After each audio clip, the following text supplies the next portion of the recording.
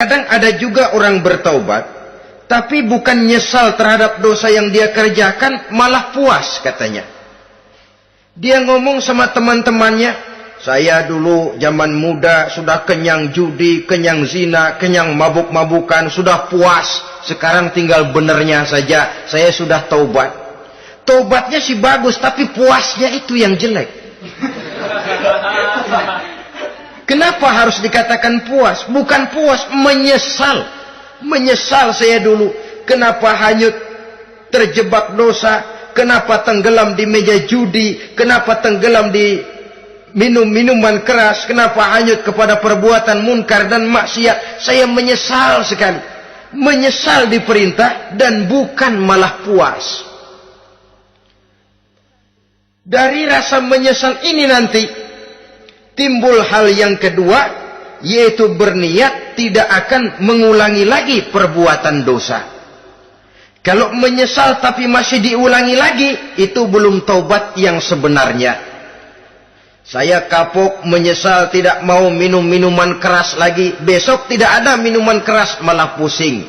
Nyari kesana kemari. Itu belum taubat yang sebenarnya. Jadi setelah menyesal, berniat tidak akan mengulangi lagi perbuatan dosa itu. Kalau menyesal tapi masih diulanginya lagi, itu sama saja dengan main-main. Saudara-saudara kaum muslimin rahimakumullah, barangkali itu yang orang namakan dengan taubat sambal namanya. Kita kalau makan nasi pakai sambal, pedesnya bukan main, repot, marah, ngomel. Gila, sambal pedes bukan main, tobat sama sambal. Tobat sama sambal katanya. Tapi 2-3 hari kemudian dia makan lagi, nggak ada sambal, nyari. Kemarin sudah tobat, 2 hari kemudian malah nyari. Ini bukan taubat yang sebenarnya. Penyesalannya tidak diiringi dengan berniat untuk tidak mengulangi perbuatan dosa itu selama-lamanya. Saudara hadirin, kita sudah taubat, tidak mau lagi minum minuman keras. Datang teman, minum ya? Enggak mau. Kenapa? Saya sudah taubat. Yang benar, benar. Kalau dibayarin, udah.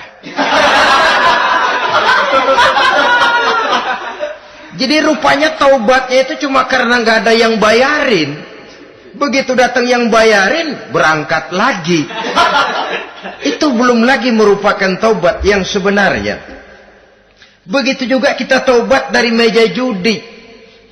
Pada waktu sudah bures, bangkrut, habis-habisan, mungkin menyesal, mungkin bertaubat. Inilah akibatnya judi, rumah tangga berantakan, harta boros, anak terlantar, uang tidak ada. Tobat, saya tidak mau lagi-lagi tenggelam di meja judi.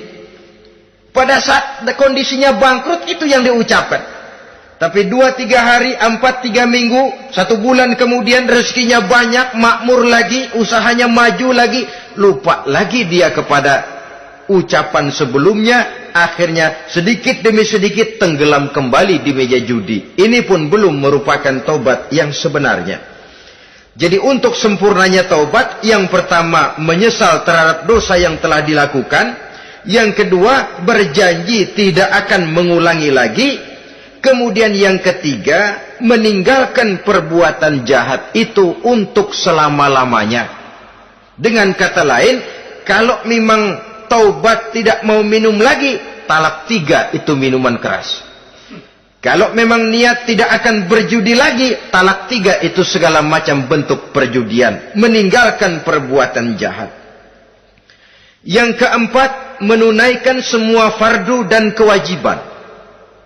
Sebab barangkali pada saat kita tenggelam dalam dosa, perintah-perintah Allah, jangankan yang sunnah, yang wajib saja sering kita lalaikan. Maka apabila diri telah berniat melaksanakan taubat, maka tunaikan semua kewajiban yang disyariatkan oleh agama kepada kita. Yang kelima, meminta halal kepada para lawannya dengan termasuk mengembalikan hak milik orang lain. Ini kalau menyangkut hukukul adamiyin atau hak-hak manusia. Jadi kalau kita berdosa kepada sesama manusia, Allah belum akan menerima taubat kita kalau kita belum minta maaf kepada yang bersangkutan. Adapun kalau kita sudah minta maaf tapi yang bersangkutan tidak mau memberikan maaf, itu urusan dia kepada Allah. Urusan kita adalah meminta maaf kepada yang bersangkutan. Hal yang keenam, mendidik atau melatih diri untuk bertaat kepada Allah.